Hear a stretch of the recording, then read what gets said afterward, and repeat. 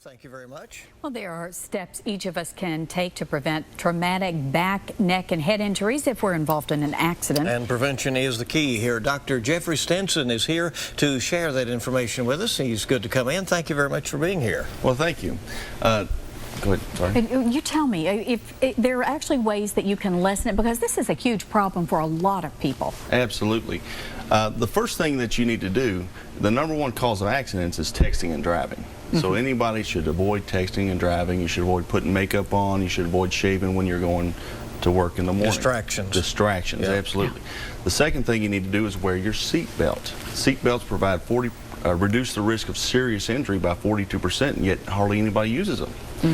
The second thing you need to do is worry about wearing your seatbelt. You also need to use an airbag, and if your car has an airbag, if you're not using your seatbelt, you're not getting that protection. If your car has the airbag, you're only getting 12% protection. An airbag is a supplement to the seatbelt, so they need to be used together. If you have children in your car, they need to be in some type of child restraint system. Any kid that's 40 pounds or less needs to be in that child restraint system, and they should not go into a booster seat until they're at least between 40 and 50 pounds. What are the kinds of lingering injuries that you see in your office, in your practice, from people who have been involved in an auto accident? They can range from mild neck pain, headaches, pain radiating down the arms, disc problems, facet problems in the neck where the bones in the neck are misaligned, and they can be anywhere from chronic to very mild.